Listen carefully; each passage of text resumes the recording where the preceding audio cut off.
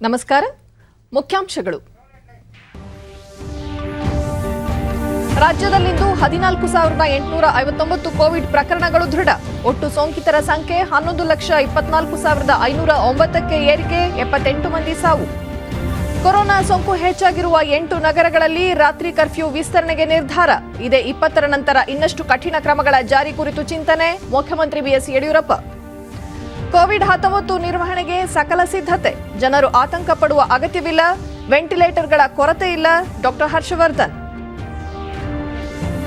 ಹಾಗೂ ರಾಜ್ಯದ 1 ಲೋಕಸಭೆ 2 ವಿಧಾನಸಭಾ ಕ್ಷೇತ್ರಗಳಿಗೆ ನಾಳೆ ಉಪಚುನಾವಣೆ, ಶಾಂತಿಯುತ ಮತದಾನಕ್ಕೆ ಚುನಾವಣಾ ಆಯೋಗ ಸಕಲ ಸಿದ್ಧತೆ. ವಾರ್ತೆಗಳ ವಿವರ. ರಾಜ್ಯದಲ್ಲಿ ಹೊಸದಾಗಿ ಇಂದು 14,859 ಕೋವಿಡ್ ಪ್ರಕರಣಗಳು ದೃಢಪಟ್ಟಿದ್ದು, ಇದರೊಂದಿಗೆ ಒಟ್ಟು ಸೋಂಕು ಪ್ರಕರಣಗಳ ಸಂಖ್ಯೆ 11,24,509ಕ್ಕೆ ಏರಿಕೆಯಾಗಿದೆ. ಇಂದು 4,031 ಮಂದಿ ಆಸ್ಪತ್ರೆಯಿಂದ ಬಿಡುಗಡೆಯಾಗಿದ್ದು, ಇದುವರೆಗೂ ಗುಣಮುಖರಾದವರ ಒಟ್ಟು ಸಂಖ್ಯೆ 10,03,985ಕ್ಕೆ ತಲುಪಿದೆ.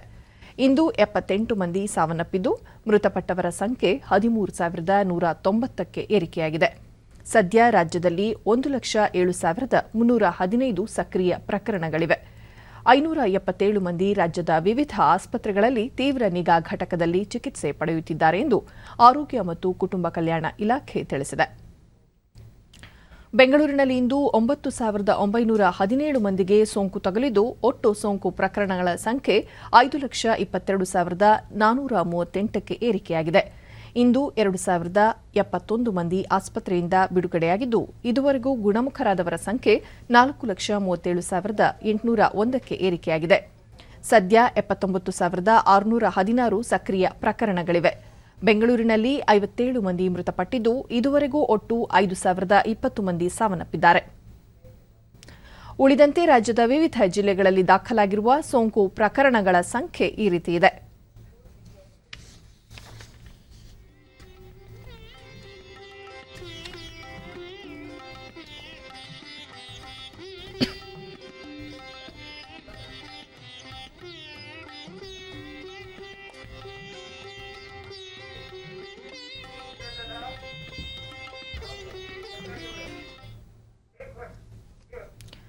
ರಾಜ್ಯದಲ್ಲಿ ಕೊರೋನಾ ಸೋಂಕು ಪ್ರಕರಣಗಳು ನಿರಂತರವಾಗಿ ಹೆಚ್ಚುತ್ತಿರುವ ಹಿನ್ನೆಲೆಯಲ್ಲಿ ಮುಖ್ಯಮಂತ್ರಿ ಬಿಎಸ್ ಯಡಿಯೂರಪ್ಪ ಇಂದು ತಮ್ಮ ಅಧಿಕೃತ ನಿವಾಸ ಕಾವೇರಿಯಲ್ಲಿ ಹಿರಿಯ ಅಧಿಕಾರಿಗಳೊಂದಿಗೆ ತುರ್ತು ಸಭೆ ನಡೆಸಿದರು. ಆರೋಗ್ಯ ಮತ್ತು ವೈದ್ಯಕೀಯ ಶಿಕ್ಷಣ ಸಚಿವ ಡಾ ಕೆ ಸುಧಾಕರ್, ರಾಜ್ಯ ಸರ್ಕಾರದ ಮುಖ್ಯ ಕಾರ್ಯದರ್ಶಿ ಪಿ ರವಿಕುಮಾರ್ ಸೇರಿದಂತೆ ಹಿರಿಯ ಅಧಿಕಾರಿಗಳು ಸಭೆಯಲ್ಲಿ ಉಪಸ್ಥಿತರಿದ್ದರು. ಪ್ರಸ್ತುತ ರಾಜ್ಯದಲ್ಲಿರುವ ಕೋವಿಡ್ ಪರಿಸ್ಥಿತಿ, ಆಸ್ಪತ್ರೆಗಳ ಸ್ಥಿತಿಗತಿ ಹಾಗೂ ಕೊರೋನಾ ನಿಯಂತ್ರಣಕ್ಕೆ ಕೋವಿಡ್ ತಾಂತ್ರಿಕ ಸಲಹಾ ಸಮಿತಿ ಸದಸ್ಯರು ನೀಡಿರುವ ವರದಿಯಂತೆ ಕೈಗೊಳ್ಳಬೇಕಾದ ಕಠಿಣ ಕ್ರಮಗಳ ಕುರಿತು ಸಭೆಯಲ್ಲಿ ಚರ್ಚಿಸಲಾಯಿತು.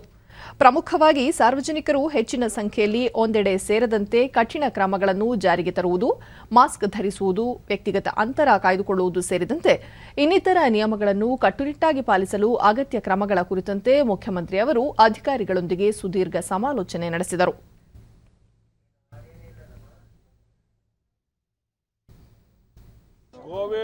ಸಭೆಯ ಬಳಿಕ ಮುಖ್ಯಮಂತ್ರಿ ಬಿಎಸ್ ಯಡಿಯೂರಪ್ಪ ಅತಿ ಹೆಚ್ಚು ಸೋಂಕು ಪ್ರಕರಣಗಳಿರುವ 8 ನಗರಗಳಲ್ಲಿ ಇದೇ 20ರವರೆಗೆ ಕೊರೋನಾ ರಾತ್ರಿ ಕರ್ಫ್ಯೂ ಜಾರಿಯಲ್ಲಿದ್ದು, ಬಳಿಕವೂ ಇದನ್ನು ಇನ್ನಷ್ಟು ದಿನ ಮುಂದುವರಿಸಲು ನಿರ್ಧರಿಸಲಾಗಿದೆ. ಬೆಂಗಳೂರು ಸೇರಿದಂತೆ ಅನೇಕ ಜಿಲ್ಲೆಗಳಲ್ಲಿ ಕೋವಿಡ್ ಪ್ರಕರಣಗಳು ಹೆಚ್ಚುತ್ತಿರುವ ಹಿನ್ನೆಲೆಯಲ್ಲಿ ಸೋಂಕು ಹರಡುವಿಕೆ ತಡೆಗೆ ಕಠಿಣ ಕ್ರಮಗಳನ್ನು ತೆಗೆದುಕೊಳ್ಳಲಾಗುತ್ತಿದೆ ಎಂದರು. ಪ್ರಧಾನಿ ನರೇಂದ್ರ ಮೋದಿ ಅವರ ಸಲಹೆ ಪಡೆಯುವುದರ ಜೊತೆಗೆ ಇನ್ನಿತರ ರಾಜ್ಯಗಳಲ್ಲಿ ಸೋಂಕು ತಡೆಗೆ ಯಾವ ರೀತಿಯ ಕ್ರಮಗಳನ್ನು ತೆಗೆದುಕೊಳ್ಳಲಾಗುತ್ತಿದೆ ಎಂಬುದನ್ನು ಪರಿಶೀಲಿಸಿ ಇದೇ 20ರ ನಂತರ ರಾಜ್ಯದಲ್ಲಿ ಕೊರೋನಾ ನಿಯಂತ್ರಣದ ಬಗ್ಗೆ ಸೂಕ್ತವಾದ ನಿರ್ಧಾರ ತೆಗೆದುಕೊಳ್ಳಲಾಗುವುದು ಎಂದು ತಿಳಿಸಿದರು. ಮಾಡಬೇಕು ಅಂತ ಯೋಚನೆ ಮಾಡ್ತಾ ಇದ್ದೇವೆ. ಅದಲ್ಲದೆ ಬೇರೆ ಯಾವುದೇ ತೀರ್ಮಾನ ಇವತ್ತಾಗಿಲ್ಲ. ಈ ವಾರ ಆದಮೇಲೆ ಮತ್ತೆ ಕುಂತ್ಕೊಳ್ತೇವೆ, ಕುಂತು ಚರ್ಚೆ ಮಾಡಿ ನಂತರ ಏನು ತೀರ್ಮಾನ ತಗೋಬೇಕು, ಪ್ರಧಾನಿಯವರು ಏನು ಸಲಹೆ ಕೊಡ್ತಾರೆ, ಬೇರೆ ಬೇರೆ ರಾಜ್ಯಗಳಲ್ಲಿ ಏನು ತೀರ್ಮಾನ ತಗೊತಾರೆ, ಇದೆಲ್ಲದರ ಆಧಾರದ ಮೇಲೆ ತೀರ್ಮಾನ ತಗೊಳ್ಬೇಕು ಅಂತಾಗಿದೆ. ಎಲ್ಲ ಮಾಹಿತಿಗಳನ್ನು ತಗೊಂಡಿದ್ದೇನೆ. ಅದಕ್ಕೋಸ್ಕರ ಬೆಳಗ್ಗೆಯಿಂದ 1.5 ಗಂಟೆ ಕಾಲ ಇದ್ರ ಬಗ್ಗೆನೇ ಆದ್ಯತೆ ಮೇಲೆ ಚರ್ಚೆ ಮಾಡಿದ್ದೇನೆ. ಏನೇನು ಕ್ರಮ ತಗೊಳ್ಬೇಕು ಆದಷ್ಟು ಬೇಗ ನಾವು 20ನೇ ತಾರೀಕು ಮತ್ತೊಮ್ಮೆ ಅಧಿಕಾರಿಗಳ ಜೊತೆ ಕುಂತು ಚರ್ಚೆ ಮಾಡಿ ತೀರ್ಮಾನವನ್ನು ತಗೋ. ಮುಖ್ಯಮಂತ್ರಿ ಬಿಎಸ್ ಯಡಿಯೂರಪ್ಪ ಅವರಿಗೆ ಮತ್ತೊಮ್ಮೆ ಕೋವಿಡ್ ಸೋಂಕಿರುವುದು ಇಂದು ದೃಢಪಟ್ಟಿದ್ದು ಅವರು ಬೆಂಗಳೂರಿನ ಮಣಿಪಾಲ್ ಆಸ್ಪತ್ರೆಗೆ ದಾಖಲಾಗಿದ್ದಾರೆ. ಈ ಕುರಿತು ಸ್ವತಃ ಮುಖ್ಯಮಂತ್ರಿ ಯಡಿಯೂರಪ್ಪ ಅವರು ಟ್ವೀಟ್ ಮಾಡಿದ್ದು, ಜ್ವರದ ಹಿನ್ನೆಲೆಯಲ್ಲಿ ಇಂದು ತಪಾಸಣೆಗೆ ಒಳಪಟ್ಟಾಗ ಕೋವಿಡ್ ಪರೀಕ್ಷಾ ವರದಿ ಪಾಸಿಟಿವ್ ಬಂದಿರುತ್ತದೆ. ಅಲ್ಪ ಪ್ರಮಾಣದಲ್ಲಿ ರೋಗ ಲಕ್ಷಣಗಳಿರುವುದರಿಂದ ವೈದ್ಯರ ಸಲಹೆಯಂತೆ ಮಣಿಪಾಲ್ ಆಸ್ಪತ್ರೆಗೆ ದಾಖಲಾಗಿದ್ದೇನೆ ಎಂದು ತಿಳಿಸಿದ್ದಾರೆ. ಕಳೆದ ಕೆಲವು ದಿನಗಳಲ್ಲಿ ತಮ್ಮ ಸಂಪರ್ಕಕ್ಕೆ ಬಂದಿದ್ದವರು ಕ್ವಾರಂಟೈನ್ನಲ್ಲಿದ್ದು ಕೋವಿಡ್ ಪರೀಕ್ಷೆಗೆ ಒಳಪಡಬೇಕೆಂದು ಅವರು ಮನವಿ ಮಾಡಿದ್ದಾರೆ. ಯಡಿಯೂರಪ್ಪ ಅವರಿಗೆ ಕೋವಿಡ್ ಸೋಂಕಿರುವುದು ದೃಢಪಟ್ಟ ಹಿನ್ನೆಲೆಯಲ್ಲಿ ಅವರು ಶೀಘ್ರ ಗುಣಮುಖರಾಗಲೆಂದು ಅವರ ಸಂಪುಟ ಸಹೋದ್ಯೋಗಿಗಳು, ಹಲವಾರು ಬಿಜೆಪಿ ಮುಖಂಡರು ಸೇರಿದಂತೆ ವಿವಿಧ ರಾಜಕೀಯ ಪಕ್ಷಗಳ ಮುಖಂಡರು ಹಾರೈಸಿದ್ದಾರೆ. ರಾಜಧಾನಿ ಬೆಂಗಳೂರು ಸೇರಿದಂತೆ ಅನೇಕ ಜಿಲ್ಲೆಗಳಲ್ಲಿ ಕೊರೋನಾ ಪ್ರಕರಣಗಳು ವ್ಯಾಪಕವಾಗಿ ಹೆಚ್ಚುತ್ತಿರುವ ಹಿನ್ನೆಲೆಯಲ್ಲಿ ಸೋಂಕು ತಡೆಗೆ ಅತ್ಯಂತ ಕಠಿಣ ನಿಯಮಗಳನ್ನು ಜಾರಿಗೊಳಿಸಲಾಗುತ್ತಿದೆ ಎಂದು ಆರೋಗ್ಯ ಮತ್ತು ವೈದ್ಯಕೀಯ ಶಿಕ್ಷಣ ಸಚಿವ ಡಾ ಕೆ ಸುಧಾಕರ್ ಬೆಂಗಳೂರಿನಲ್ಲಿಂದು ತಿಳಿಸಿದ್ದಾರೆ. ಮುಖ್ಯಮಂತ್ರಿಗಳು ಹಾಗೂ ಹಿರಿಯ ಅಧಿಕಾರಿಗಳೊಂದಿಗೆ ನಡೆದ ತುರ್ತು ಸಭೆಯ ಬಳಿಕ ಸುದ್ದಿಗಾರರೊಂದಿಗೆ ಅವರು, ಇದೇ 18ರಂದು ಮುಖ್ಯಮಂತ್ರಿ ನೇತೃತ್ವದಲ್ಲಿ ಸರ್ವಪಕ್ಷ ಸಭೆ ಕರೆಯಲಾಗಿದ್ದು, ಸೋಂಕು ನಿಯಂತ್ರಣ ಸಂಬಂಧ ಎಲ್ಲ ನಾಯಕರ ಸಲಹೆ ಸೂಚನೆಗಳನ್ನು ಪಡೆದು ಗಂಭೀರ ಕ್ರಮಗಳನ್ನು ಜಾರಿಗೊಳಿಸಲಾಗುವುದು ಎಂದು ಹೇಳಿದರು. ಕೋವಿಡ್ ಸೋಂಕಿತರಿಗೆ ಚಿಕಿತ್ಸೆಯಲ್ಲಿ ಯಾವುದೇ ಕೊರತೆಯಾಗದಂತೆ ಅಗತ್ಯ ಕ್ರಮಗಳನ್ನು ತೆಗೆದುಕೊಳ್ಳಲಾಗಿದೆ. ಬಿಬಿಎಂಪಿ ವ್ಯಾಪ್ತಿಯಲ್ಲಿನ 3, 4 ಮತ್ತು 5ನೇ ಶ್ರೇಣಿಯ 10 ಸ್ಟಾರ್ ಹೋಟೆಲ್ಗಳನ್ನು ತಾತ್ಕಾಲಿಕವಾಗಿ ಕೋವಿಡ್ ಆಸ್ಪತ್ರೆಗಳನ್ನಾಗಿ ಪರಿವರ್ತಿಸಲಾಗಿದೆ. ಖಾಸಗಿ ಆಸ್ಪತ್ರೆಗಳಿಂದ 50% ಹಾಸಿಗೆ ಮೀಸಲಿಡಲು ಸೂಚಿಸಲಾಗಿದೆ. ಪರೀಕ್ಷಾ ಸಾಮರ್ಥ್ಯ ಹೆಚ್ಚಳ, ಚಿಕಿತ್ಸಾ ವಿಧಾನ, ಮೈಕ್ರೋ ಕಂಟೈನ್ಮೆಂಟ್ ವಲಯಗಳ ಹೆಚ್ಚಳ, ಕ್ವಾರಂಟೈನ್ನಲ್ಲಿರುವವರ ಮೇಲೆ ಸೂಕ್ತ ನಿಗಾ ವಹಿಸುವುದರ ಜೊತೆಗೆ ಸೋಂಕಿತರಿಗೆ ಮುದ್ರೆ ಹಾಕುವ ವ್ಯವಸ್ಥೆಯನ್ನು ಬಿಗಿಗೊಳಿಸಲು ತೀರ್ಮಾನಿಸಲಾಗಿದೆ ಎಂದರು. ಕನಿಷ್ಠ ಇವತ್ತು 3,000 ಹಾಸಿಗೆಗಳನ್ನು ತಾತ್ಕಾಲಿಕ ಆಸ್ಪತ್ರೆಗಳಲ್ಲಿ ಇವತ್ತು ಅಂದರೆ ನಮ್ಮ ಹೋಟೆಲ್ಸ್ನಲ್ಲಿ ಇವತ್ತು ವ್ಯವಸ್ಥೆಯನ್ನು ಮಾಡ್ತಾ ಇದ್ದೇವೆ. ಹೆಚ್ಚು ರೋಗದ ಲಕ್ಷಣಗಳಿರ್ತಕ್ಕಂಥವ್ರು ಮಾತ್ರ ನಿಜವಾದಂಥ ಆಸ್ಪತ್ರೆಗಳಲ್ಲಿ ದಾಖಲಿಸಬೇಕು ಅನ್ನುವಂಥ ಆದೇಶ ಕೂಡ ಹೊರಡಿಸ್ತಾ ಇದ್ದೇವೆ.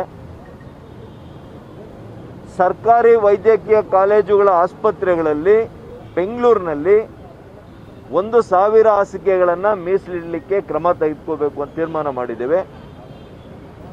ಅದೇ ರೀತಿ ಖಾಸಗಿ ವೈದ್ಯಕೀಯ ಕಾಲೇಜುಗಳ ಆಸ್ಪತ್ರೆಗಳಲ್ಲಿ ಕಳೆದ ವರ್ಷ 4,300 ಹಾಸಿಗೆಗಳನ್ನು ಕೊಟ್ಟಿದ್ರು.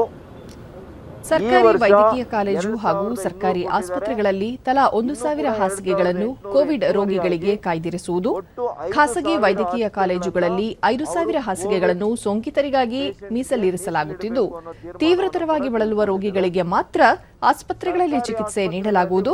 ಉಳಿದಂತೆ ಕೊರೋನಾ ಲಕ್ಷಣವಿಲ್ಲದ ರೋಗಿಗಳಿಗೂ ತಾತ್ಕಾಲಿಕ ಚಿಕಿತ್ಸಾ ಕೇಂದ್ರಗಳಲ್ಲಿ ಚಿಕಿತ್ಸೆ ನೀಡಲಾಗುವುದು ಎಂದು ಹೇಳಿದರು. ರಾಜ್ಯದಲ್ಲಿ ಸದ್ಯಕ್ಕೆ ರೆಮಿಡಿಸಿವಿಯರ್ ಕೊರತೆ ಇಲ್ಲ. ಆದಾಗ್ಯೂ 84,000 ಹೆಚ್ಚುವರಿ ಡೋಸ್ಗಳ ಖರೀದಿಗೆ ಈಗಾಗಲೇ ಟೆಂಡರ್ ಕರೆಯಲಾಗಿದೆ ಎಂದು ಸಚಿವ ಸುಧಾಕರ್, ರಾಜ್ಯದಲ್ಲಿ ಆಮ್ಲಜನಕದ ಕೊರತೆ ಕೂಡ ಇಲ್ಲ. 5,000 ಆಮ್ಲಜನಕ ಸಿಲಿಂಡರ್ಗಳ ಬೇಡಿಕೆಯನ್ನು ಕೇಂದ್ರ ಸರ್ಕಾರಕ್ಕೆ ಸಲ್ಲಿಸಲು ನಿರ್ಧರಿಸಲಾಗಿದೆ. ಮುನ್ನಲೇ ಕಾರ್ಯಕರ್ತರನ್ನು ತಾತ್ಕಾಲಿಕವಾಗಿ 6 ತಿಂಗಳವರೆಗೆ ನೇರ ನೇಮಕಾತಿ ಮಾಡಿಕೊಳ್ಳಲಾಗುವುದು ಎಂದರು. ಬಿಬಿಎಂಪಿಯ ಪ್ರತಿ ವಾರ್ಡ್ಗಳಲ್ಲಿ ತಲಾ 1 ಆಂಬ್ಯುಲೆನ್ಸ್ ಇರಲಿದ್ದು, ಒಟ್ಟಾರೆ ಕೋವಿಡ್ ರೋಗಿಗಳಿಗೋಸ್ಕರ 400 ಆಂಬ್ಯುಲೆನ್ಸ್ಗಳನ್ನು ಉಚಿತ ಸೇವೆಗೆ ಬಳಸಲಾಗುತ್ತಿದೆ. ಕೋವಿಡ್ನಿಂದ ಮೃತಪಟ್ಟವರ ಶವ ಸಾಗಿಸಲು 49 ಶ್ರದ್ಧಾಂಜಲಿ ವಾಹನಗಳ ವ್ಯವಸ್ಥೆ ಒದಗಿಸಲಾಗಿದೆ. ಕೋವಿಡ್ ಸೋಂಕಿತರ ಚಿಕಿತ್ಸೆ ಹಾಗೂ ಮೃತಪಟ್ಟವರ ಅಂತ್ಯಕ್ರಿಯೆ ನೆರವೇರಿಸಲು ಯಾವುದೇ ರೀತಿಯ ಶುಲ್ಕ ಪಡೆಯುವ ಹಾಗಿಲ್ಲ. ಯಾರೂ ಕೂಡ ಯಾರಿಗೂ ಹಣ ನೀಡದಂತೆ ಮನವಿ ಮಾಡಲಾಗುವುದು ಎಂದು ಡಾ ಕೆ ಸುಧಾಕರ್ ತಿಳಿಸಿದರು. ಇದೆಲ್ಲವೂ ಕೂಡ ಉಚಿತವಾಗಿ ಯಾರು ಸಾವಾಗಿರ್ತಕ್ಕಂಥ ಮೃತ ವ್ಯಕ್ತಿಯನ್ನ ಅವರ ಅಂತಿಮ ಸಂಸ್ಕಾರ ಮಾಡಲಿಕ್ಕೆ ಉಚಿತವಾಗಿ ಈ ಹರ್ ವೆಹಿಕಲ್ಸ್ ಅನ್ನು ಉಪಯೋಗ ಮಾಡ್ತಾ ಇದ್ದೇವೆ. ಅದೇ ರೀತಿ ಇವತ್ತು ಶವ ಸಂಸ್ಕಾರಕ್ಕೆ ಕೂಡ ಯಾವುದೇ ಹಣವನ್ನು ಯಾರೂ ಕೂಡ ಅವ್ರ ಮನೆಯವರು ಕಟ್ಟೋ ಹಾಗಿಲ್ಲ, ಅದು ಕೂಡ ಉಚಿತ ಮಾಡಿದ್ದೇವೆ. ಚಿಕಿತ್ಸೆಯನ್ನು ಕೂಡ ಉಚಿತ ಮಾಡಿದ್ದೇವೆ. ಭಾಳ ಮುಖ್ಯವಾಗಿ ಬೇಕಾಗಿರ್ತಕ್ಕಂತಹ ರೆಮಿಡಿಸಿವಿರ್ ಈ ಒಂದು ವಯಲ್ಸನ್ನು ಕೂಡ ಈಗಾಗಲೇ 30,000ಕ್ಕೂ ಹೆಚ್ಚು ವಯಲ್ ಸರ್ಕಾರದ ದಾಸ್ತಾನಲ್ಲಿದೆ, ಕೊರತೆ ಆಗಿಲ್ಲ. ಇದರ ಹೊರತಾಗಿ ಕೂಡ 80,000 ವಯಲ್ಸ್ಗೆ ಹೊಸದಾಗಿ ಖರೀದಿ ಮಾಡಲಿಕ್ಕೆ ಟೆಂಡರ್ ಕೂಡ ಮಾಡಿದ್ದೇವೆ. ಅದು ಇವತ್ತು ಇಲ್ಲ ನಾಳೆ ಅಂತಿಮ ಮಾಡ್ತೇವೆ. ಇದು ತೆಗೆದುಕೊಂಡ್ಮೇಲೆ ಖಾಸಗಿ ಆಸ್ಪತ್ರೆಗಳ ಅವರಿಗೆ ಅಗತ್ಯ ಎಷ್ಟಿದೆ ಅವ್ರಿಗೂ ಕೂಡ ಸರಬರಾಜು ಮಾಡುವಂಥ ಕೆಲಸ ಮಾಡ್ತೇವೆ. ಕೋವಿಡ್ ತಡೆಗೆ ಕೈಗೊಳ್ಳಬಹುದಾದ ಕ್ರಮಗಳ ಕುರಿತು ಬಿಬಿಎಂಪಿ ಪೂರ್ವ ವಲಯದ 7 ವಿಧಾನಸಭಾ ಕ್ಷೇತ್ರಗಳ 56 ವಾರ್ಡ್ಗಳ ಶಾಸಕರು ಹಾಗೂ ಪಾಲಿಕೆ ಸದಸ್ಯರ ಸಭೆ ವಸತಿ ಸಚಿವ ವಿ ಸೋಮಣ್ಣ ಅಧ್ಯಕ್ಷತೆಯಲ್ಲಿಂದು ನಡೆಯಿತು.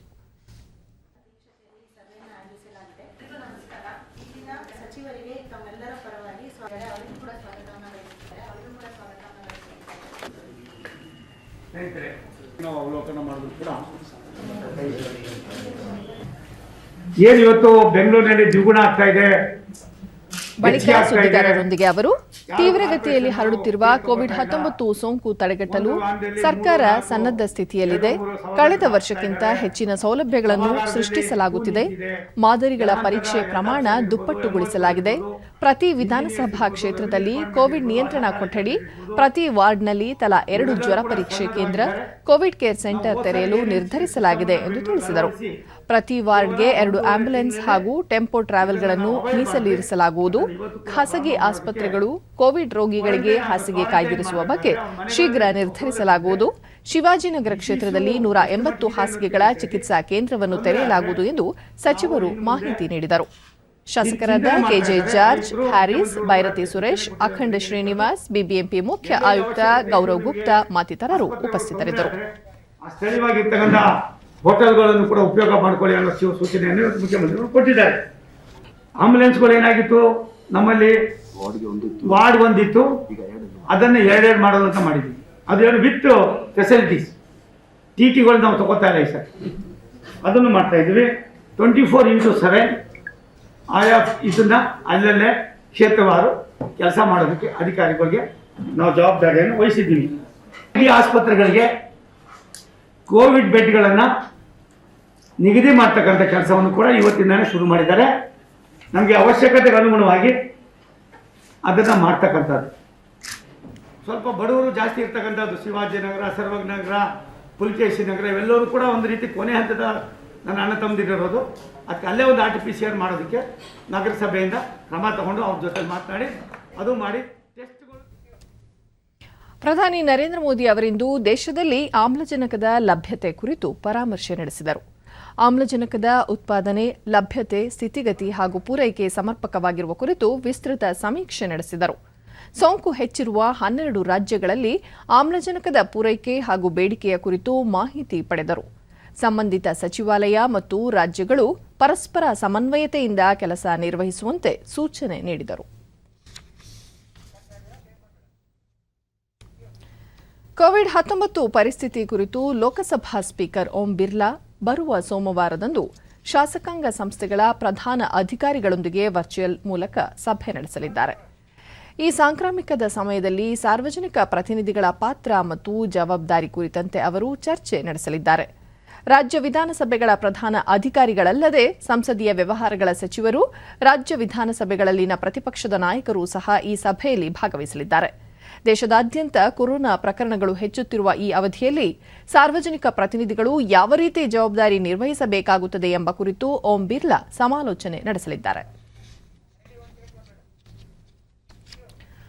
ಕೇಂದ್ರ ಆರೋಗ್ಯ ಸಚಿವ ಡಾ ಹರ್ಷವರ್ಧನ್ ಅವರಿಂದು ಕೋವಿಡ್-19 ಸೋಂಕು ಎದುರಿಸಲು ಸರ್ಕಾರ ಸರ್ವಸನ್ನದ್ಧವಾಗಿದ್ದು ಜನರು ಆತಂಕ ಪಡಬೇಕಾಗಿಲ್ಲ ಎಂದು ಭರವಸೆ ನೀಡಿದರು.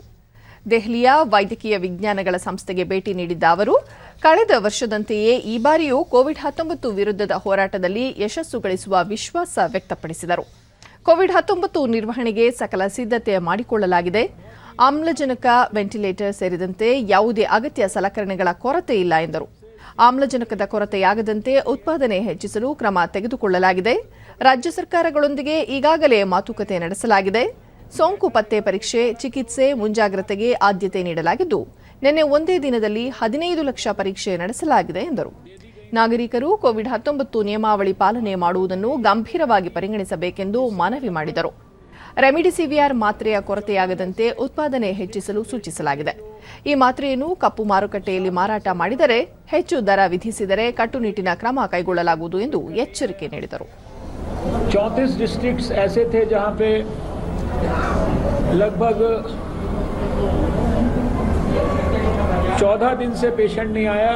4 डिस्ट्रिक्ट ऐसे थे जहां 21 दिन से पेशेंट नहीं आया, और इसके अलावा 44 डिस्ट्रिक्ट ऐसे थे जहां पिछले 28 दिन से कोई पेशेंट नहीं आया। तो कुल मिलाकर हम लोग जितना भी पिछले 1 साल का अनुभव है, उसके प्रयासों को, उस अनुभव का इस्तेमाल करते हुए सभी स्टेट गवर्नमेंट्स के साथ मिलकर जो जो चीज़ों की और आवश्यकता है, अगर देश को और ज़्यादा ऑक्सीजन की कैपेसिटी को स्ट्रेंथन करना है, उसके लिए भी कल और भी ज़्यादा उसको रैंप अप करने के लिए निर्णय लिए गए हैं। उसको भी हम तेज़ी से और डेवलप कर रहे हैं।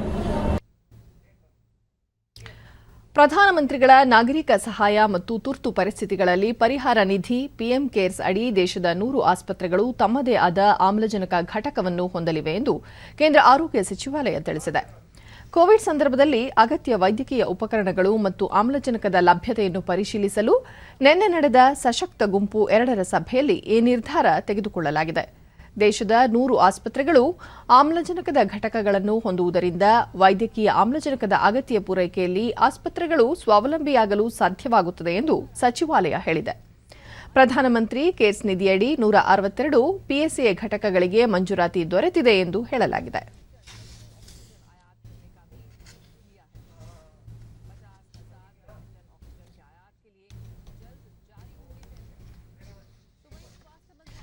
ಕೋವಿಡ್-19 ಸೋಂಕಿತರಿಗೆ ಶೀಘ್ರ ಚಿಕಿತ್ಸೆ ಲಭ್ಯವಾಗುವಂತೆ ಮಾಡಲು ಕೇಂದ್ರ ಸರ್ಕಾರ ಇಂದು ಮಹತ್ವದ ನಿರ್ಧಾರ ಕೈಗೊಂಡಿದೆ.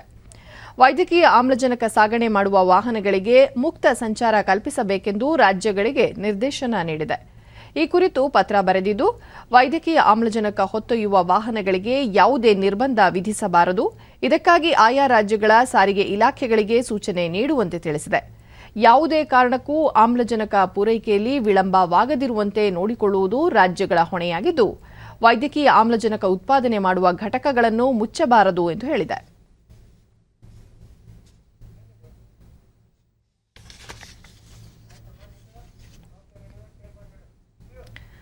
ಸಾರ್ವಜನಿಕ ವಲಯದ ಸಂಸ್ಥೆಗಳು ಮತ್ತು ವಿವಿಧ ಸಚಿವಾಲಯಗಳಿಗೆ ಸಂಬಂಧಿಸಿದ ಆಸ್ಪತ್ರೆಗಳನ್ನು ಕೋವಿಡ್-19 ರೋಗಿಗಳಿಗೆ ಮೀಸಲಿಡುವಂತೆ ಕೇಂದ್ರ ಸರ್ಕಾರ ಸೂಚನೆ ನೀಡಿದೆ. ಈ ಸಂಬಂಧ ಆರೋಗ್ಯ ಸಚಿವಾಲಯ ಎಲ್ಲ ರಾಜ್ಯಗಳು ಮತ್ತು ಕೇಂದ್ರಾಡಳಿತ ಪ್ರದೇಶಗಳಿಗೆ ಪತ್ರ ಬರೆದು ಸಾರ್ವಜನಿಕರಿಗೆ ಅವಕಾಶ ನೀಡುವಂತ ಮೀಸಲು ಆಸ್ಪತ್ರೆ ಮತ್ತು ವಿಶೇಷ ಘಟಕಗಳ ಕುರಿತು ಮಾಹಿತಿ ನೀಡುವಂತೆ ಸೂಚಿಸಿದೆ. ಈ ಆಸ್ಪತ್ರೆಗಳಲ್ಲಿ ಆಮ್ಲಜನಕ ಸೌಲಭ್ಯವುಳ್ಳ ಹಾಸಿಗೆ, ತುರ್ತು ನಿಗಾ ಘಟಕ, ವೆಂಟಿಲೇಟರ್, ತೀವ್ರ ನಿಗಾ ಹಾಸಿಗೆಗಳು, ಪ್ರಯೋಗಾಲಯ, ಆಹಾರ, ಮೀಸಲು ಆರೋಗ್ಯ ಸಿಬ್ಬಂದಿ ಮತ್ತು ಇತರ ಸೌಲಭ್ಯಗಳನ್ನು ಒದಗಿಸಬೇಕು ಎಂದು ತಿಳಿಸಲಾಗಿದೆ.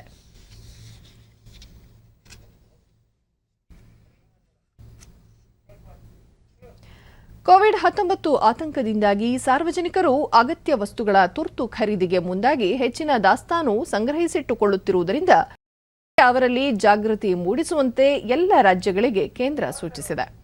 ಅಗತ್ಯಕ್ಕಿಂತ ಹೆಚ್ಚಿನ ದಾಸ್ತಾನು ಸಂಗ್ರಹಿಸುತ್ತಿರುವ ಹಿನ್ನೆಲೆಯಲ್ಲಿ ಅಗತ್ಯ ವಸ್ತುಗಳ ಲಭ್ಯತೆ ಕಡಿಮೆಯಾಗಿ ಬೆಲೆ ಏರಿಕೆಯಾಗುತ್ತಿದೆ. ಇದನ್ನು ತಡೆಯಲು ರಾಜ್ಯ ಸರ್ಕಾರಗಳು ಶೀಘ್ರವೇ ಕ್ರಮಗಳನ್ನು ತೆಗೆದುಕೊಳ್ಳುವಂತೆ ಕೇಂದ್ರ ಸರ್ಕಾರದ ಆಹಾರ ಸರಬರಾಜು ಸಚಿವಾಲಯದಿಂದ ಎಲ್ಲ ರಾಜ್ಯಗಳು ಮತ್ತು ಕೇಂದ್ರಾಡಳಿತ ಪ್ರದೇಶಗಳ ಮುಖ್ಯ ಕಾರ್ಯದರ್ಶಿಗೆ ಪತ್ರ ಬರೆಯಲಾಗಿದೆ. ಸಚಿವಾಲಯದ ಹೆಚ್ಚುವರಿ ಕಾರ್ಯದರ್ಶಿ ನಿಧಿ ಖಾರೆ ಕಳುಹಿಸಿರುವ ಈ ಪತ್ರದಲ್ಲಿ ಅಗತ್ಯ ವಸ್ತುಗಳ ಖರೀದಿಗಾಗಿ ಸಾರ್ವಜನಿಕರಿಗೆ ಸುಗಮ ಮಾರ್ಗವಾಗಿ ಸಹಾಯವಾಣಿ ಪ್ರಾರಂಭಿಸಲು ಸೂಚಿಸಲಾಗಿದೆ. ಆಹಾರ ಮತ್ತು ನಾಗರಿಕ ಸರಬರಾಜು, ಕಾನೂನು ಮಾಪನಶಾಸ್ತ್ರ, ಆಹಾರ ಸುರಕ್ಷತೆ, ಆರೋಗ್ಯ ಮತ್ತು ಪೊಲೀಸ್ ತಂಡಗಳನ್ನು ಸಹ ರಚಿಸಲು ನಿರ್ದೇಶಿಸಲಾಗಿದೆ. ಸಾರ್ವಜನಿಕರಿಗೆ ತೊಂದರೆ ಉಂಟಾಗದಂತೆ ಕಿರಾಣಿ, ಔಷಧಿ ಹಾಗೂ ದಿನಸಿ ಅಂಗಡಿಗಳಲ್ಲಿ ಅಗತ್ಯ ವಸ್ತುಗಳನ್ನು ಸುಗಮ ರೀತಿಯಲ್ಲಿ ಪೂರೈಸಲು ಕೋರಲಾಗಿದೆ ಎಂದಿದ್ದಾರೆ.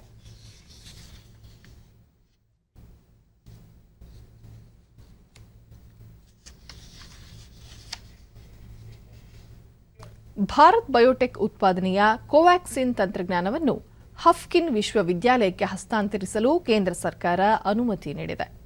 ವೈಜ್ಞಾನಿಕ ತಜ್ಞರ ಸಮಿತಿ ಸಲಹೆ ಮೇರೆಗೆ ವಿಜ್ಞಾನ ಮತ್ತು ತಂತ್ರಜ್ಞಾನ ಇಲಾಖೆ ಮಹಾರಾಷ್ಟ್ರ ಸರ್ಕಾರಕ್ಕೆ 1 ವರ್ಷ ಅವಧಿಗೆ ಈ ಅನುಮತಿ ನೀಡಿದೆ. ಇದರಿಂದಾಗಿ ಹಫ್ಕಿನ್ ಸಂಸ್ಥೆ ಶೀಘ್ರ ಕೋವ್ಯಾಕ್ಸಿನ್ ಲಸಿಕೆ ಉತ್ಪಾದನೆಯನ್ನು ಆರಂಭಿಸಬಹುದಾಗಿದೆ. ರಾಜ್ಯದಲ್ಲಿ ಕೋವ್ಯಾಕ್ಸಿನ್ ಉತ್ಪಾದನೆಗೆ ಅನುವು ಮಾಡಿಕೊಟ್ಟಿರುವ ಪ್ರಧಾನಿ ನರೇಂದ್ರ ಮೋದಿಯವರಿಗೆ ಮಹಾರಾಷ್ಟ್ರ ಮುಖ್ಯಮಂತ್ರಿ ಉದ್ಧವ್ ಠಾಕ್ರೆ ಧನ್ಯವಾದ ಸಲ್ಲಿಸಿದ್ದಾರೆ.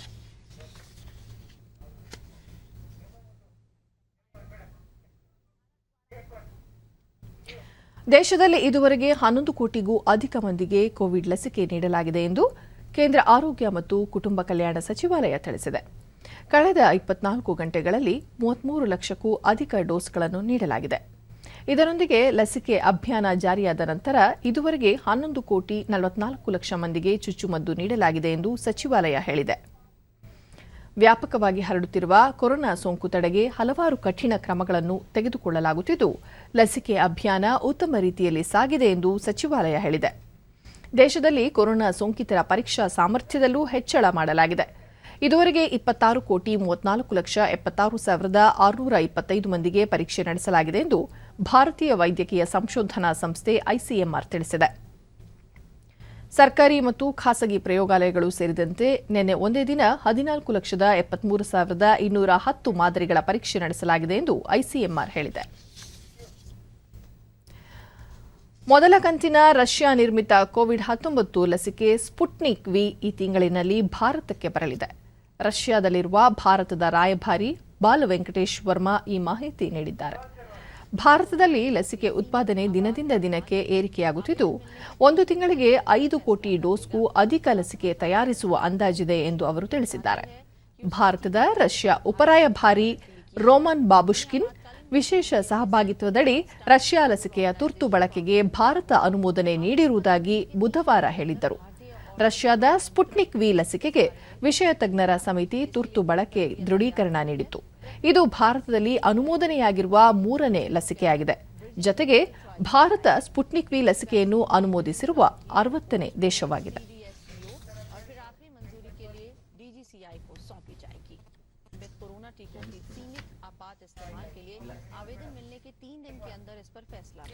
ಕೇಂದ್ರ ಶಿಕ್ಷಣ ಸಚಿವ ರಮೇಶ್ ಪೋಖ್ರಿಯಾಲ್ ನಿಶಾಂಕ್ ಅವರಿಂದು ಐಐಟಿ ಸಂಶೋಧಕರು ಅಭಿವೃದ್ಧಿಪಡಿಸಿರುವ ದೀರ್ಘಕಾಲ ಸುರಕ್ಷತೆ ನೀಡುವ ಸ್ವಚ್ಛತಾ ಉತ್ಪನ್ನವನ್ನು ಬಿಡುಗಡೆ ಮಾಡಿದರು. ವಿಡಿಯೋ ಕಾನ್ಫರೆನ್ಸ್ ಮೂಲಕ ನಡೆದ ಕಾರ್ಯಕ್ರಮದಲ್ಲಿ ಅವರು ಪ್ರಧಾನಿಯವರ ಸ್ವಾವಲಂಬನೆಯ ದೃಷ್ಟಿಕೋನಕ್ಕೆ ಈ ತಂತ್ರಜ್ಞಾನ ಪೂರಕವಾಗಿದೆ ಎಂದರು. ಡ್ಯೂರೋಕಿ ಹೆಸರಿನ ಸರಣಿ ಉತ್ಪನ್ನ ಅತ್ಯಂತ ಕಡಿಮೆ ದರದಲ್ಲಿ ಲಭ್ಯವಾಗುವ ದೀರ್ಘಕಾಲ ಸುರಕ್ಷತೆ ನೀಡುವ ವಿಶ್ವದ ಮೊಟ್ಟಮೊದಲ ಉತ್ಪನ್ನ ಎನಿಸಿಕೊಂಡಿದೆ. ಸೂಕ್ಷ್ಮಾಣು ಜೀವಿ ನಾಶ ಮಾಡುವ ತಂತ್ರಜ್ಞಾನ ಒಳಗೊಂಡಿರುವ ಈ ಉತ್ಪನ್ನವನ್ನು ಒಮ್ಮೆ ಬಳಸಿದರೆ 35 ದಿನಗಳ ಕಾಲ ಸುರಕ್ಷತೆ ನೀಡುತ್ತದೆ. ಇದರಲ್ಲಿರುವ ನ್ಯಾನೋ ಕಣಗಳು ಯಾವುದೇ ರೀತಿಯ ವೈರಸ್ನಿಂದ ರಕ್ಷಣೆ ನೀಡುತ್ತವೆ.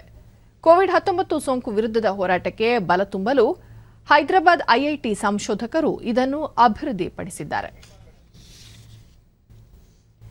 ಬೆಳಗಾವಿ ಲೋಕಸಭಾ ಕ್ಷೇತ್ರ, ಮಸ್ಕಿ ಹಾಗೂ ಬಸವಕಲ್ಯಾಣ ವಿಧಾನಸಭಾ ಕ್ಷೇತ್ರಗಳ ಉಪಚುನಾವಣೆಗೆ ನಾಳೆ ನಡೆಯಲಿರುವ ಮತದಾನಕ್ಕೆ ಚುನಾವಣಾ ಆಯೋಗ ಸಕಲ ಸಿದ್ಧತೆ ಮಾಡಿಕೊಂಡಿದೆ. ಮತದಾನ ಬೆಳಗ್ಗೆ 7ರಿಂದ ಸಂಜೆ 7ರವರೆಗೆ ನಡೆಯಲಿದ್ದು, ಕೋವಿಡ್ ಶಿಷ್ಟಾಚಾರಗಳನ್ನು ಕಟ್ಟುನಿಟ್ಟಾಗಿ ಪಾಲಿಸಲು ಆಯೋಗ ಕ್ರಮ ಕೈಗೊಂಡಿದೆ. ರಾಯಚೂರು ಜಿಲ್ಲೆಯ ಮಸ್ಕಿ ವಿಧಾನಸಭಾ ಕ್ಷೇತ್ರದ 305 ಮತಗಟ್ಟೆಗಳಲ್ಲಿ ನಾಳೆ ಮತದಾನ ನಡೆಯಲಿದೆ. ಅಂಗವಿಕಲರು ಹಾಗೂ ವೃದ್ಧರಿಗೆ ಅಂಚೆ ಮೂಲಕ ಮತದಾನಕ್ಕೆ ಅವಕಾಶ ಮಾಡಿಕೊಡಲಾಗಿದೆ.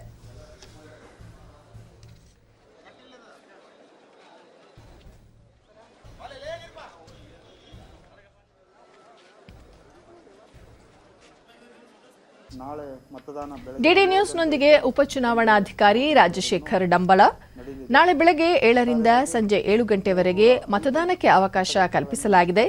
2 ಹಂತದಲ್ಲಿ ಸಿಬ್ಬಂದಿಗೆ ತರಬೇತಿ ನೀಡಿದ್ದು, ಅಗತ್ಯ ಸಲಕರಣೆಗಳು ಹಾಗೂ ಮತಯಂತ್ರಗಳನ್ನು ಪಡೆದು ಮತಗಟ್ಟೆಗಳಿಗೆ ತೆರಳಿದ್ದಾರೆ. ಚುನಾವಣಾ ಆಯೋಗದ ನಿರ್ದೇಶನದಂತೆ ಅರ್ಹರಿಗೆ ಅಂಚೆ ಮತದಾನಕ್ಕೆ ಅನುವು ಮಾಡಿಕೊಡಲಾಗಿದೆ ಎಂದು ತಿಳಿಸಿದರು. ಬೆಳಗಾವಿ ಲೋಕಸಭಾ ಉಪಚುನಾವಣೆ ಶಾಂತಿಯುತ ಮತದಾನಕ್ಕೆ ಆಯೋಗ ಸಕಲ ಸಿದ್ಧತೆ ಕೈಗೊಂಡಿದೆ. ಸಾಮಗ್ರಿಗಳನ್ನು ದೇವನಾಂಪ್ರಿಯ ಪ್ರಥಮ ದರ್ಜೆ ಕಾಲೇಜು ಮಸ್ಕಿ ಇಲ್ಲಿಂದ ಪಡೆದುಕೊಂಡು ಸಂಬಂಧಪಟ್ಟ ಮತಗಟ್ಟೆಗಳಿಗೆ ತೆರಳುತ್ತಾರೆ. 2 ಸಖಿ ಮತಗಟ್ಟೆಗಳನ್ನು ನಾವು ಸ್ಥಾಪಿಸಿರ್ತೇವೆ. ಒಂದು ಮಸ್ಕಿಯ ಮತಗಟ್ಟೆ ಸಂಖ್ಯೆ 85 ಹಾಗೂ ತುರ್ವೇಹಾಳದ ಮತಗಟ್ಟೆ ಸಂಖ್ಯೆ 213. ಒಟ್ಟಾರೆ 2,06,188 ಮತದಾರರಿರ್ತಾರೆ. ಇದರಲ್ಲಿ 14 ಜನ ಸೇವಾ ಮತದಾರರಿರ್ತಾರೆ. ಈ ಸಲದ ವಿಶೇಷ ಏನಂದರೆ ಹಿರಿಯ ನಾಗರಿಕರಿಗೆ ಹಾಗೂ ಅಂಗವಿಕಲ ಒಟ್ಟು 10 ಅಭ್ಯರ್ಥಿಗಳು ಸ್ಪರ್ಧಾ ಕಣದಲ್ಲಿದ್ದಾರೆ. 2,566 ಮತಗಟ್ಟೆಗಳನ್ನು ನಿರ್ಮಿಸಿದ್ದು, 1,283 ಮತಗಟ್ಟೆಗಳಲ್ಲಿ ವೆಬ್ ಕಾಸ್ಟಿಂಗ್ ವ್ಯವಸ್ಥೆ ಅಳವಡಿಸಲಾಗಿದೆ. 12,440 ವಿಶೇಷ ಚೇತನ ಮತದಾರರಿಗೆ ಸಹಾಯ ಮಾಡಲು 1,497 ಸ್ವಯಂ ಸೇವಕರನ್ನು ನಿಯೋಜಿಸಲಾಗಿದೆ. ಚುನಾವಣಾ ಆಯೋಗದ ಆದೇಶದಂತೆ ಕೋವಿಡ್-19 ಮುನ್ನೆಚ್ಚರಿಕಾ ಕ್ರಮಗಳನ್ನು ಕಟ್ಟುನಿಟ್ಟಾಗಿ ಪಾಲಿಸಲಾಗುತ್ತಿದೆ.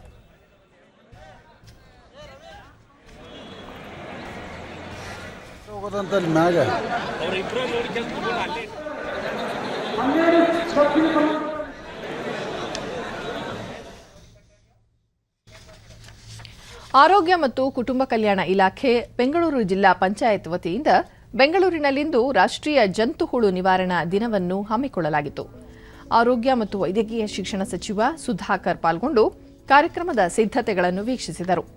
ಈ ವೇಳೆ ಅಧಿಕಾರಿಗಳು ಸಚಿವರಿಗೆ ಮಾಹಿತಿ ನೀಡಿದರು.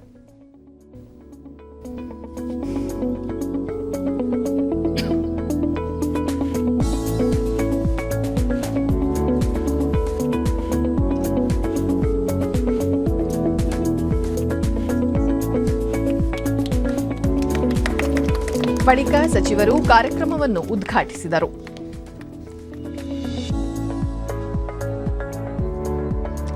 ವಿವಿಧ ವೇಷಭೂಷಣ ತೊಟ್ಟ ಮಕ್ಕಳು ಆರೋಗ್ಯ ರಕ್ಷಣೆ ಕುರಿತ ನಾಮಫಲಕಗಳನ್ನು ಪ್ರದರ್ಶಿಸಿ ಸಾರ್ವಜನಿಕರಲ್ಲಿ ಜಾಗೃತಿ ಮೂಡಿಸಿದರು.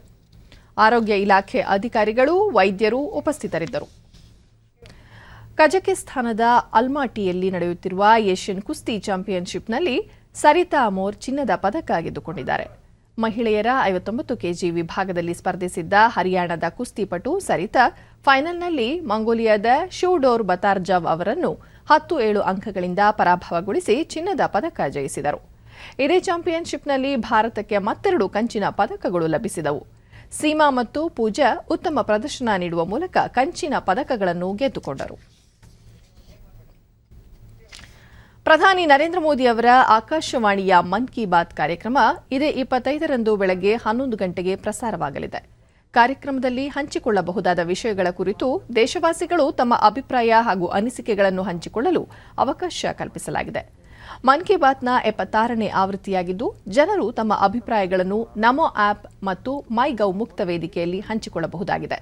ಜೊತೆಗೆ 1800-11-7800 ಸಂಖ್ಯೆಗೆ ಉಚಿತ ಕರೆ ಮಾಡಿ ತಮ್ಮ ಸಂದೇಶವನ್ನು ಹಿಂದಿ ಅಥವಾ ಇಂಗ್ಲಿಷ್ನಲ್ಲಿ ಧ್ವನಿ ಮುದ್ರಿಸಬಹುದಾಗಿದೆ. ದೂರವಾಣಿ ಮಾರ್ಗಗಳು ಏಪ್ರಿಲ್ 22ರವರೆಗೆ ತೆರೆದಿರುತ್ತವೆ. ಜನರು 1922ಗೆ ಮಿಸ್ ಕಾಲ್ ನೀಡುವ ಮೂಲಕ ತಮ್ಮ ಮೊಬೈಲ್ಗೆ ಬರುವ SMS ಸಂಪರ್ಕದ ಮೂಲಕವೂ ನೇರವಾಗಿ ಪ್ರಧಾನಿಯವರಿಗೆ ತಮ್ಮ ಅನಿಸಿಕೆಗಳನ್ನು ಹಂಚಿಕೊಳ್ಳಬಹುದಾಗಿದೆ. ಇನ್ನು ಹವಾವರ್ತಮಾನ. ರಾಜ್ಯಾದ್ಯಂತ ಚದುರಿದಂತೆ ಮಳೆಯಾಗಿದೆ. ಧರ್ಮಸ್ಥಳದಲ್ಲಿ 3, ಬೆಂಗಳೂರಿನ electronic city Anekal 2 centimetre, Kota, Yellapur, Virajpet, Thyagarthi, Holenarasipur, Chikkanayakanahalli, Tiptur, ಚನ್ನಪಟ್ಟಣದಲ್ಲಿ ತಲಾ 1 ಸೆಂಟಿಮೀಟರ್ ಮಳೆಯಾಗಿದೆ. ಕಲಬುರಗಿ ಮತ್ತು ರಾಯಚೂರಿನಲ್ಲಿ ಗರಿಷ್ಠ ತಾಪಮಾನ 36.3 ಡಿಗ್ರಿ ಸೆಲ್ಸಿಯಸ್ ದಾಖಲಾಗಿದೆ. ಮುನ್ಸೂಚನೆಯಂತೆ ಕರಾವಳಿ ಹಾಗೂ ದಕ್ಷಿಣ ಒಳನಾಡಿನ ಕೆಲವೆಡೆ ಅಲ್ಲಲ್ಲಿ ಗುಡುಗು ಸಹಿತ ಮಳೆ ಸಾಧ್ಯತೆ. ಉತ್ತರ ಒಳನಾಡಿನಲ್ಲಿ ಒಣಹವೆ ಮುಂದುವರಿಕೆ. ಬೆಂಗಳೂರು ಸುತ್ತಮುತ್ತ ಭಾಗಶಃ ಮೋಡ ಕವಿದ ವಾತಾವರಣ ಸಾಧ್ಯತೆ. ಗರಿಷ್ಠ ತಾಪಮಾನ 32 ಹಾಗೂ ಕನಿಷ್ಠ 21 ಡಿಗ್ರಿ ಸೆಲ್ಸಿಯಸ್ ದಾಖಲಾಗುವ ಸಂಭವ. ಕೊನೆಯಲ್ಲಿ ಮತ್ತೊಮ್ಮೆ ಮುಖ್ಯಾಂಶಗಳು. ರಾಜ್ಯದಲ್ಲಿಂದು 14,859 ಕೋವಿಡ್ ಪ್ರಕರಣಗಳು ದೃಢ. ಒಟ್ಟು ಸೋಂಕಿತರ ಸಂಖ್ಯೆ 11,24,509ಕ್ಕೆ ಏರಿಕೆ, 78 ಮಂದಿ ಸಾವು. ಕೊರೋನಾ ಸೋಂಕು ಹೆಚ್ಚಾಗಿರುವ 8 ನಗರಗಳಲ್ಲಿ ರಾತ್ರಿ ಕರ್ಫ್ಯೂ ವಿಸ್ತರಣೆಗೆ ನಿರ್ಧಾರ. ಇದೇ 20ರ ನಂತರ ಇನ್ನಷ್ಟು ಕಠಿಣ ಕ್ರಮಗಳ ಜಾರಿ ಕುರಿತು ಚಿಂತನೆ, ಮುಖ್ಯಮಂತ್ರಿ ಬಿಎಸ್ ಯಡಿಯೂರಪ್ಪ. ಕೋವಿಡ್-19 ನಿರ್ವಹಣೆಗೆ ಸಕಲ ಸಿದ್ಧತೆ, ಜನರು ಆತಂಕ ಪಡುವ ಅಗತ್ಯವಿಲ್ಲ, ವೆಂಟಿಲೇಟರ್ಗಳ ಕೊರತೆ ಇಲ್ಲ, ಡಾಕ್ಟರ್ ಹರ್ಷವರ್ಧನ್.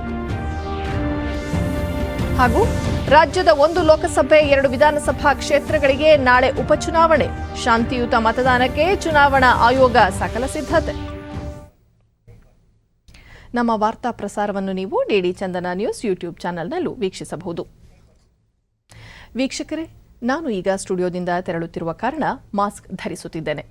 ನೀವು ಸಹ ಮನೆಯಿಂದ ಹೊರಹೋಗುವ ಮುನ್ನ ಸರಿಯಾದ ಕ್ರಮದಲ್ಲಿ ತಪ್ಪದೆ ಮಾಸ್ಕ್ ಧರಿಸಿ.